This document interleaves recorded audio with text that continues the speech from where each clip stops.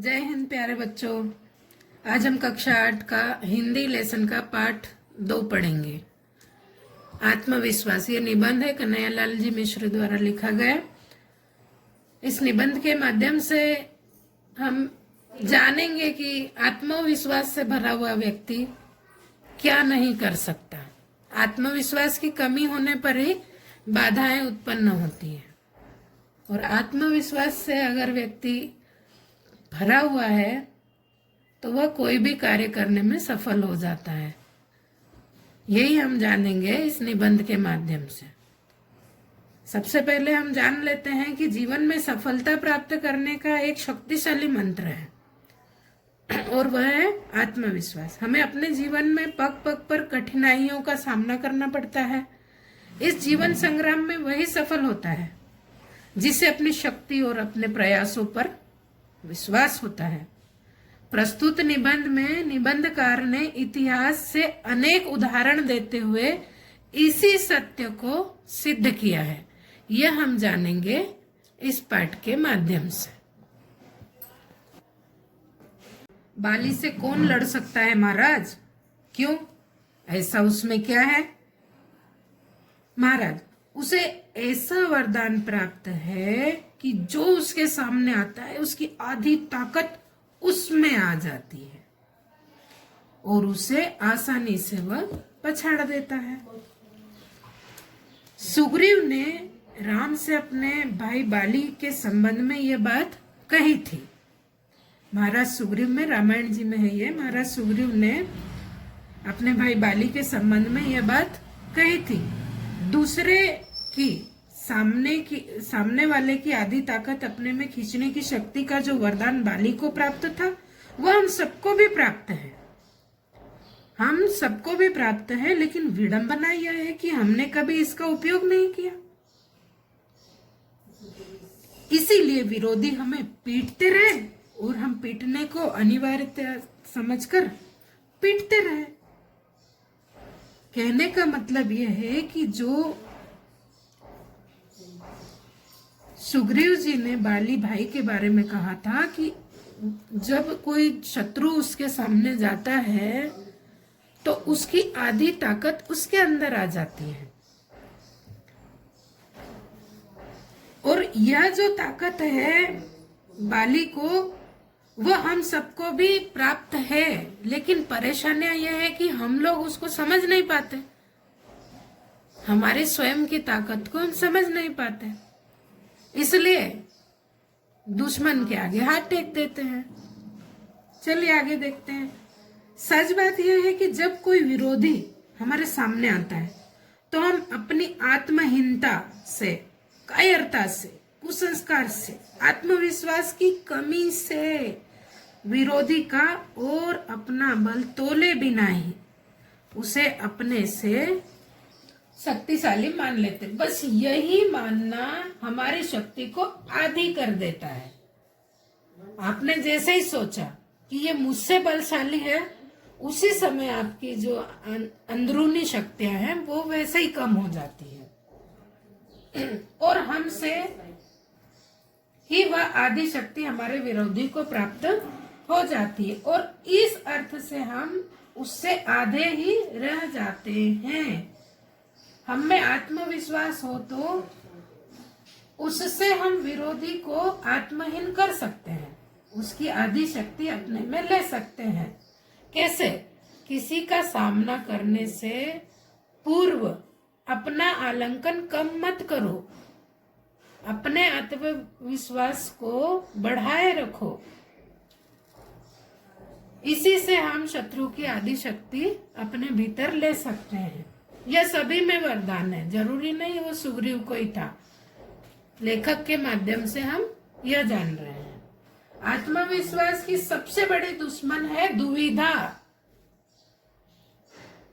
और दुविधा ऐसी है जो एकाग्रता को नष्ट कर देती है, आदमी की शक्ति को बांट देती है, खत्म कर देती है, आधा इधर और आधा उधर। बस इस तरह आदमी खंडित हो जाता है और आत्मविश्वास कम होता है तो दुश्मन तो पछाड़ेगा ही आपको।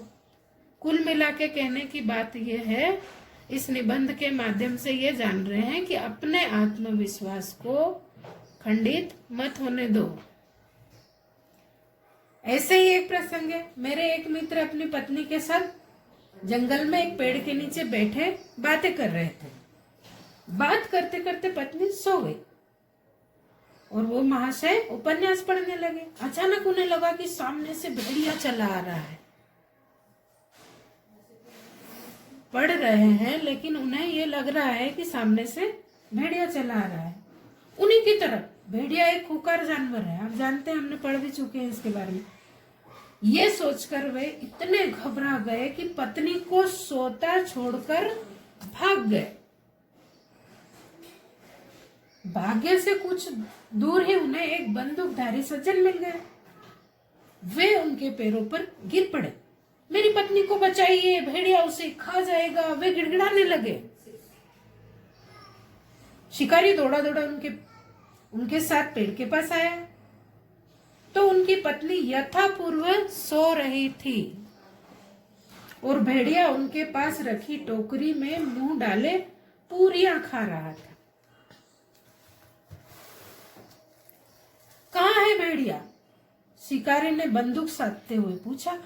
वे कांपते हुए बोले, वह है, सामने तो है। शिकारी बहुत जोर से हंस पड़ा। भले मानस, वह तो बेचारा कुत्ता है। क्या बात हुई यह कि भय ने उन्हें आत्मविश्वासहीन कर दिया। जो डर था उस डर ने उनके भीतर का आत्मविश्वास बिल्कुल खत्म कर दिया। आगे पढ़ते हैं, एक प्रसंग और है। कृष्ण ने महाभारत में सर्वोत्तम काम यही तो किया कि पांडवों को उन्होंने आत्मविश्वास से भर दिया। कौरव 100, पांडव 5, कैसे लड़ेंगे? लेकिन यहाँ हम पढ़ रहे हैं, उसके माध्यम से यह जान रहे हैं कि भगवान श्री कृष्ण ने पांडवों को आत्मबल से भर दिया। तुम कर सकते हो, तुम कर लोगे, तुम कर ही लोगे। यह आत्मविश्वास भगवान श्री कृष्ण ने पांडवों में भर दिया। वे अपने कार्य के महत्व को समझते थे, तभी तो पूरे आत्मविश्वास के साथ उन्होंने अर्जुन से कहा, संशय मत कर, परेशान मत हो, युद्ध कर, युद्ध कर। तू निश्चित रूप से युद्ध में अपने शत्रुओं पर विजय प्राप्त करेगा। यह आत्मविश्वास श्री कृष्ण ने अर्जुन को विश्वास भरे शब्दों से कहा। अब आगे का प्रसंग और देख लेते हैं। यहाँ हमें यह जानने को मिला कि अपना आत्मविश्वास खोना नहीं चाहिए, निराश नहीं होना चाहिए, शत्रु भले ही कितना ही बलशाली हो। अगर आप में अपना ताकत जानने की शक्ति है तो आपको पहलवान होने की आवश्यकता नहीं है कि आप पहलवान होंगे तभी किसी से लड़ पड़ेंगे। नहीं, यहाँ कहने का मतलब ये हो रहा है कि आप अपने भीतर आत्मविश्वास जगाए रखिए, अपने ऊपर भरोसा कीजिए। आगे पढ़ते हैं। नेताजी सुभाष चंद्र बोस जब ICAS की प्रतियोगिता में बैठे तो अंग्रेज परीक्षक ने पूरी तेजी से घूमते हुए बिजली के पंखे की ओर इशारा कर उनसे पूछा, क्या इसकी पंखुड़ियां गिनी जा सकती है? सुभाष बाबू ने झट से पंखा बंद कर दिया और बोले, जी हाँ, सुगमता के साथ। पर्यवेक्षक ने तेजी से घूमते हुए पंखे की ओर इशारा करके बोला सुभाष चंद्र जी से, चालू पंखे में कि क्या इसकी पंखुड़ियां गिनी जा सकती है? बोस ने पंखा बंद किया और बोला, जी हाँ, सुगमता से गिन लीजिए।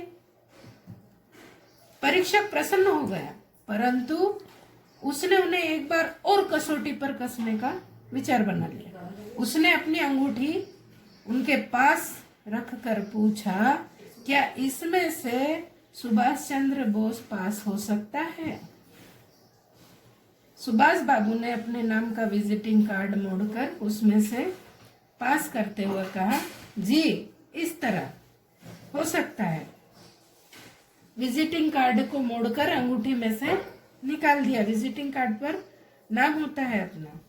उन्होंने कहा कि सुभाष इसमें से निकल सकता है, तो रिंग में से विजिटिंग कार्ड को निकालते हुए कहा कि बिल्कुल सुगमता से निकल सकता है। ये देखिए इस तरह से। यह है अटूट आत्मविश्वास। इसके अभाव में यदि वे घबरा जाते और उटपटांग जवाब देते तो फेल भी हो जाते।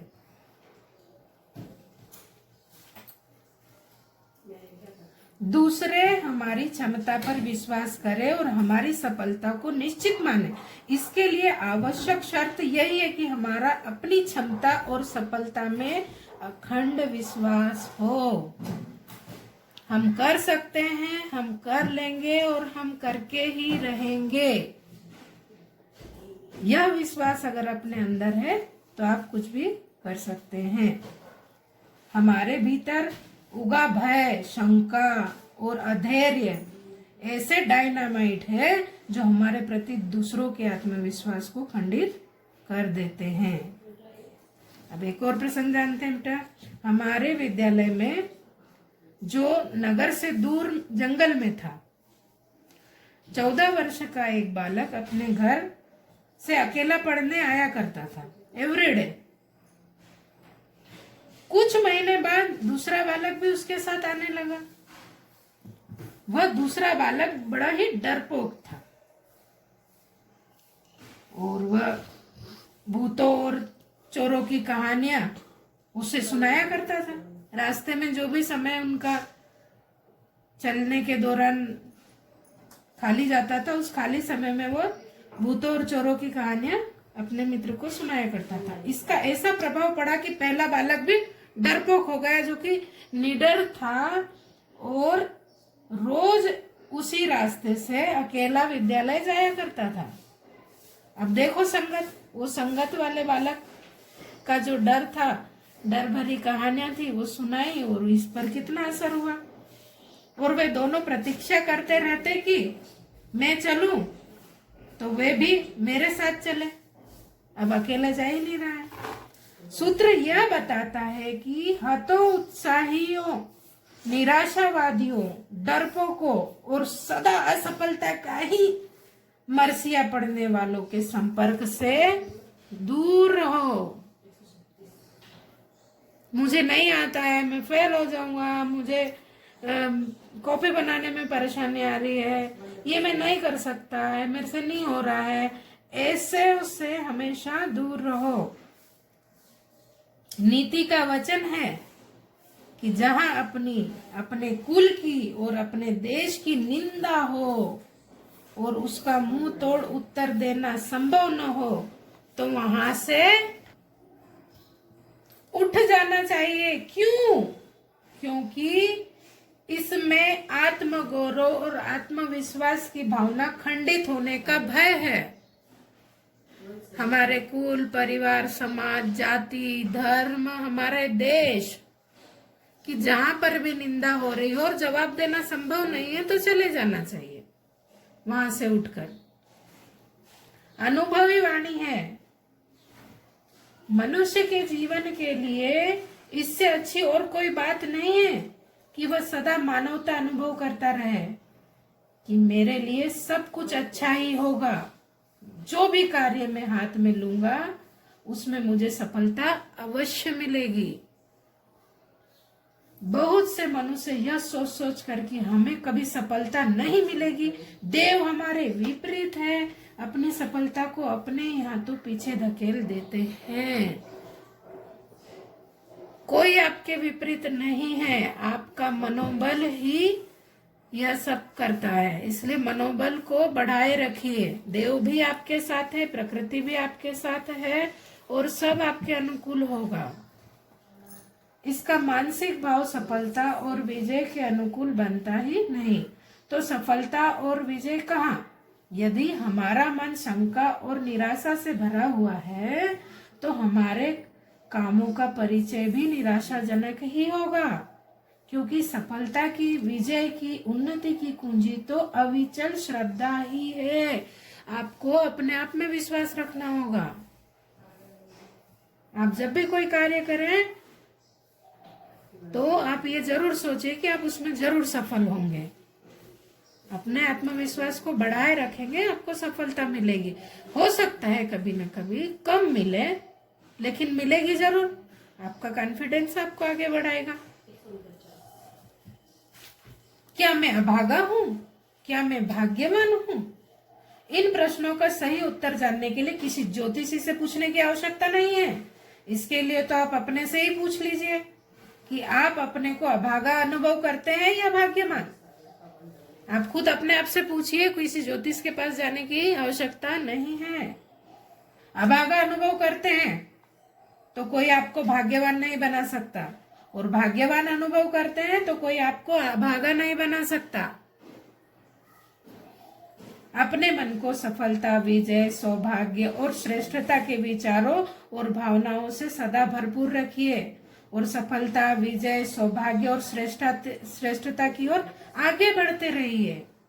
जीवन में उतार चढ़ाव भी है। जो लोग हमेशा उतार की बात सोचते हैं वे उन लोगों की तरह हैं जो कूड़ा घरों के पास कुर्सी बिछाकर बैठ जाते हैं और शहर की गंदगी को गाली देते हैं। आप समझ रहे हैं?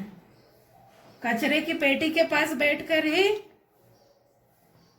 शहर बहुत गंदा है, इन बातों पे उपमाएं देते हैं।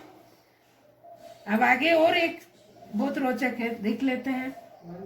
जन्म से ही अंधी बहरी पर विचारक और लेखिका के रूप में विश्व विख्यात हेलेन केलर की यह सूक्ति सदा याद रखिएगा। सुख का एक द्वार बंद होने पर तुरंत दूसरा द्वार खुल जाता है, लेकिन कई बार हम उस बंद द्वार की ओर इतनी तल्लीनता से ताकते रहते हैं कि हमारे लिए जो द्वार खोल दिया गया है हम उसे देख नहीं पाते। अगली ओर देखते हैं। युद्ध में वे विजय नहीं होते जो खंदक खाइयों को ताकते झांकते रहते हैं। आप समझ रहे हैं इन लाइनों को? युद्ध में वे विजय नहीं होते जो खंदक खाइयों को ताकते झांकते रहते हैं। विजय माला पड़ती है उनके गले में जो अपनी संपूर्ण शक्ति को तोड़कर छलांग लगा देते हैं। युद्ध में गया हुआ व्यक्ति अगर ये सोचेगा यहाँ गड्ढा है, कैसे कूदूंगा, कैसे जाऊंगा, कैसे करूंगा, मुझसे नहीं होगा, तो वो विजय माला नहीं पहन सकते। विजय माला तो वो पहन सकते हैं कि हजारों फीट गहरी खाइयों को भी लांघने का आत्मविश्वास अपने अंदर रखते हैं कि कर लूंगा मैं। खतरों से खेलते हैं। जीवन के इस अनुभव को कभी मत भूलिए। जो हड़बड़ा के रह गया वो रह गया इधर, जिसने लगाई एड़ वो खंदक के पार था। बहुत ही अच्छा निबंध था ये। इसके माध्यम से बहुत सारी बातें जानने को मिली है आपको। अपना आत्मविश्वास बनाए रखिए, आत्मविश्वास मत खोइए। किसी भी कार्य को करने से पूर्व निराशा भरे शब्दों को अपने अंदर प्रवेश न करने दें। आप विद्यार्थी हैं। विद्यार्थी ऐसा कोई कार्य नहीं है जो वो नहीं कर सकता। अगर मन में ठान ले तो विद्यार्थी कोई सा भी कार्य कर सकता है और सफलता हासिल कर सकता है। तो निराशावादी शब्द अपने भीतर ना आने दें। निराशावादी मित्रों से थोड़ी दूरी बना ले। आज के निबंध में यही था। अब इसके प्रश्न उत्तरीय अभ्यास अगले चैप्टर में आपको बता दिए जाएंगे। वीडियो को पूरी देखें, लाइक करें, शेयर करें, खूब समझें, खूब पढ़ें, खूब बढ़े, अपना, अपने परिवार का, अपने देश का नाम रोशन करें। जय भारत, जय हिंद।